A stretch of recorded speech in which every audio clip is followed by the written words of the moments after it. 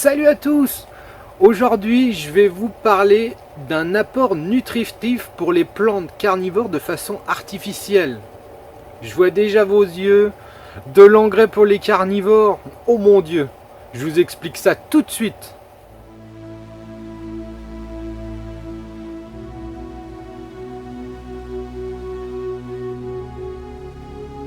L'engrais pour les plantes carnivores. Vous allez me dire, ah, je croyais qu'il fallait pas l'utiliser. On peut l'utiliser sous différentes formules. Attention, on ne va pas utiliser d'engrais chimiques, avec des molécules chimiques. Là, aujourd'hui, je vais vous parler d'un engrais que l'on peut utiliser pour avoir un petit apport supplémentaire, surtout sur les plantes comme en ce moment, quand on arrive en hiver et qui ont une croissance hivernale, qui n'ont pas du tout d'insectes ou de proies à capturer, qui ont réellement besoin de ça, parce que c'est là qu'elles sont en végétation, et en été elles seront en dormance. Donc si elles sont en dormance l'été, elles ne pourront pas capturer d'insectes, ce qui fait qu'elles seront toujours sans nutriments extérieurs autres que substrat qu'elle peut capter. Il y a toujours un petit peu d'éléments, on va dire, dans le substrat, mais c'est vraiment minime de chez minime. Je suppose que beaucoup de personnes le connaissent. Il s'agit du fish mix. Alors le fish mix, pour vous faire un petit topo sur cet engrais, c'est une formulation en NPK de 5,1,4. C'est vraiment très faible en apport nutriments de façon artificielle, si je puis dire. Donc c'est un engrais foliaire qu'on utilise pour les carnivores. Ne l'utilisez surtout pas en engrais classique par arrosage, on le pulvérise sur les plantes. Moi personnellement, bon, déjà je vais vous faire le petit retour. C'est un engrais organique, ce n'est pas un engrais chimique. Donc c'est un engrais organique, comme son nom le dit, c'est à base de poisson et il y a un peu de betterave mélangée avec. Donc c'est un engrais organique, ce qui fait que moi je l'utilise bien souvent sur les plantes qui piègent avec son feuillage, donc tout ce qui va être Drosera et Pinguicula. Imaginez-vous cet engrais pulvérisé à base de poisson ou de betterave. Qu'est-ce que ça va être en fait finalement? Ça va être un nutriment qui va être sur les glues. Donc finalement les glues vont le dissimuler et l'absorber si c'était exactement la même chose qu'un insecte. Bien comprendre ça. Avant j'utilisais les paillettes poisson, c'est pareil, les paillettes poisson qu'on peut donner aux poissons. Je les mettais sur les Drosera et qu'est-ce qui se passait? Ça avait tendance, comme c'était assez gros, de faire un petit peu de pourriture sur la feuille. Donc les paillettes de poisson, c'est pareil. C'est une base de poisson mixé qui est vendue sous forme de granulés. Donc là, vous l'avez sous forme liquide, ce qui fait que ça va être dissous directement sur le feuillage et capté par les glues des Drosera immédiatement. Il n'y aura pas de résidus pour la suite. Donc cet engrais, on voit différents dosages des fois sur internet, donc méfiez-vous, on est toujours dans le monde carnivore, donc en général on utilise toujours l'engrais minimum. Donc pour cet engrais là, restez sur 1 ml au litre, donc en pulvérisation. Là c'est un engrais de 500 ml, on le trouve en 1 litre, 500 ml, 250 ml. Le prix au litre est de 11 €. Donc je vous laisse imaginer, c'est des petites bouteilles qui valent, c'est sûr que le mieux c'est de trouver 250 ml parce que 250 ml ça fait 250 litres de mélange prêt qu'on peut faire. Donc 250 litres à pulvériser sur vos plantes, surtout dans des petites collections, vous en aurez pour des années. Donc essayez de le trouver en 250 ml, n'achetez pas 1 litre, ce serait dommage. Vaut mieux en racheter régulièrement plutôt que de le stocker, des fois qui sera mal stocké. Attention, c'est des choses qu'il ne faut pas stocker au gel, il faut éviter de passer les 30-35 degrés comme tout engrais, comme tout produit. Donc quand on prépare ce produit, moi je le fais qu'une seringue qui est graduée en 0,5 ml. Comme ça me permet de préparer soit 500 ml, soit 1 litre. Ne préparez pas 5 litres d'avance. Le produit, moi je le garde en général, je pulvérise avec et la semaine d'après, je le réutilise. Mais je ne le réutilise pas plus de 7 jours après parce que c'est des pulvérisations qu'on peut faire une fois par semaine. Vous voyez, donc moi, je suis parti sur une base de pulvériser les plantes une fois par semaine le lundi. Ce qui fait que le lundi, je prépare. Si le lundi d'après, il m'en reste, en général, je pulvérise le restant. Et finalement, si j'ai pas assez pour les autres plantes, je n'en refais pas. Comme ça me permet de toujours avoir une solution prête qui ne dépasse pas 7 jours dans le pulvéro. Pourquoi on fait ça? Le problème, c'est que c'est hyper gras comme produit. Ce qui fait que le produit, bien souvent, quand il est dissous dans l'eau, à force de reposer, soit il va se déposer au fond parce qu'il est plus lourd que l'eau, donc il se dépose au fond. Et au moment de la pulvérisation, faites très attention de bien leur secouer le vapeau. Ne pas vaporiser comme ça parce que vous risquerez de vaporiser quasiment le produit à l'état brut s'il est très mal mélangé le coup d'après. Donc faites très attention, mélangez bien les produits pour ne pas le mettre en pur. Donc pour en revenir, moi j'étais parti avec cet engrais là, juste pour les plantes finalement qui ont une végétation en hiver. Et quand je dis une végétation en hiver, vous allez comprendre pourquoi. On peut parler des plantes tropicales finalement. Une plante tropicale n'a pas de repos en hiver. Mais à la base, j'avais acheté ce produit là, c'était pour les Drosera tubéreux. Les Drosera tubéreux ont une pousse en hiver, donc il leur faut cet apport.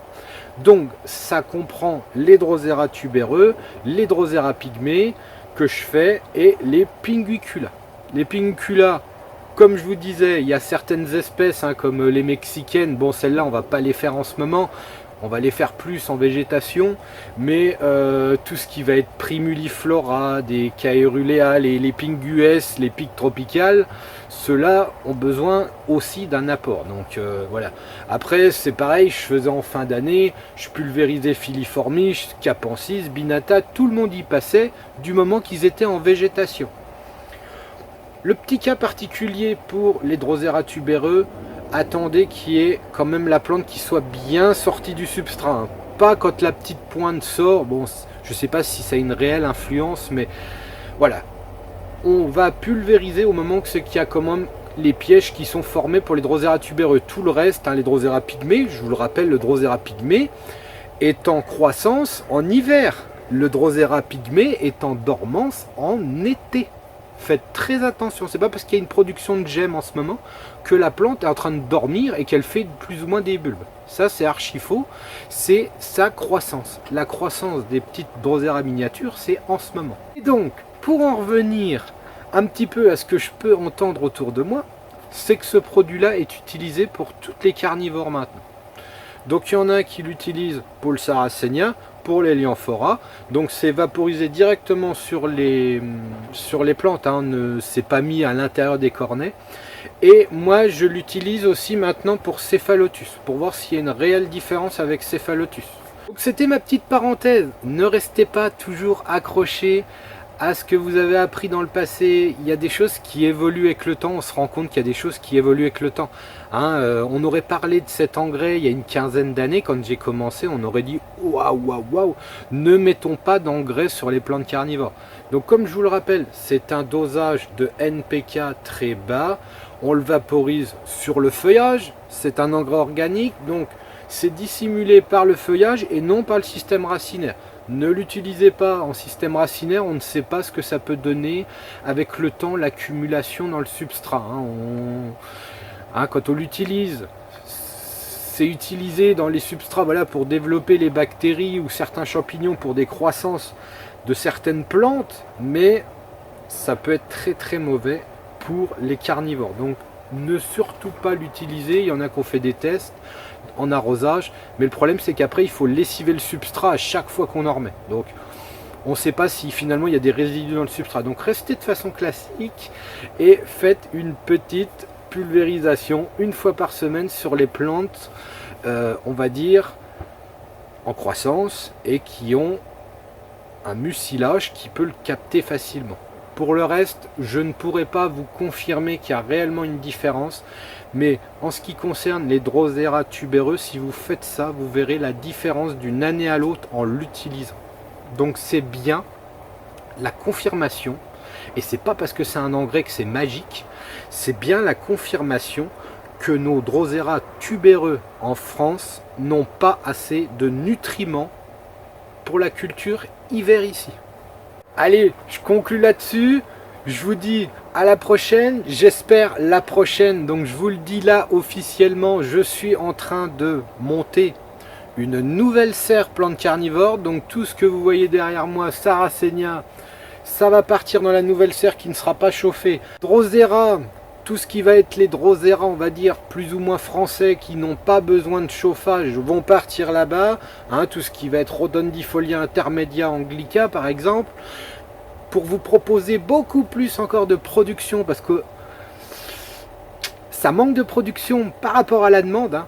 Malheureusement, il y a beaucoup de déçus quand on fait des mises à jour, quand on remet des plantes en ligne, ça part très très vite pour certaines. Donc là-bas, direction la nouvelle serre. Et dans la nouvelle serre, c'est pareil, je suis en train de créer la zone d'ombrage, si je puis dire, pour vous proposer du Pinguicula, on va dire, plus européen. Parce que c'est des plantes qui n'ont pas besoin de chauffage, donc on peut se permettre de les inclure avec, mais il faut une différence, c'est qu'il faut un ombrage. Donc je vous montre ça dès que c'est terminé. Les tablettes sont en cours de travail, hein. C'est assez long de faire les tablettes finalement, donc on les fait petit à petit quand on a un peu de temps, mais je vous promets que je vous ferai une vidéo pour vous montrer ça. Je pense que je vous montrerai ça au printemps, quand les Sarracenia vont ressortir. Vous allez voir les grandes longueurs de tablettes avec toutes les Sarracenia les unes à côté des autres. J'ai tout repassé. En plus de ça, comme je disais, là derrière moi, c'est des plantes qui sont dans des pots de 3 litres que je suis tout le temps en train de diviser pour vous. Ce qui fait que j'ai jamais en fait des belles plantes au maximum. Ce qui fait qu'à l'heure actuelle, je suis reparti sur 3 types de pots. Donc il y a des pots de 10 litres, les plus gros pour mettre les plus gros sujets de Sarracenia, et c'est des plantes que je ne toucherai que tous les 2-3 ans pour pas les diviser. Et après en dessous il y a les pots de 6 litres et les pots de 4 litres. Les pots de 4 litres c'est pour les plantes que j'ai rentrées récemment qui ont 1 ou 2 points de pouce. Et voilà, comme ça elles ont de la place. Le pot est plus large, comme ça on peut les mettre à touche-touche, hein, pour éviter que ce soit dans un plus petit pot, puis que finalement tout soit emmêlé. Au moins elles ont de l'espace entre elles. Et donc comme ça, j'aurai des belles plantes avec leur taille adulte. C'est vraiment aussi un plaisir personnel, hein. Il faut aussi se rappeler que je suis passionné de plantes carnivores, je ne suis pas que producteur de plantes carnivores, donc j'ai envie de voir mes Sarracenia dans leur taille maximum, surtout pour certaines qui ont des proportions vraiment, voilà, des Sarracenia d'1 mètre, 1 mètre 20. Hein, je n'ai jamais vu ça ici, j'en ai jamais eu qui dépasse le mètre. Donc voilà, c'est l'objectif de cette année. J'ai envie de voir des belles plantes. À l'heure actuelle, je peux vous confirmer, parce que vous le voyez peut-être pas, des fois on se pose la question, vous me posez la question, je suis en train d'atteindre les 800 espèces sur la pépinière. Il y a 800 espèces ici. Donc il y en a que je multiplie pas forcément parce que peut-être un manque de temps, peut-être, mais voilà. Donc on essaye de temps en temps de multiplier, d'alterner un petit peu les espèces sur le catalogue du site. Donc voilà, c'était la petite conclusion. Donc en attendant, portez-vous bien et à la prochaine.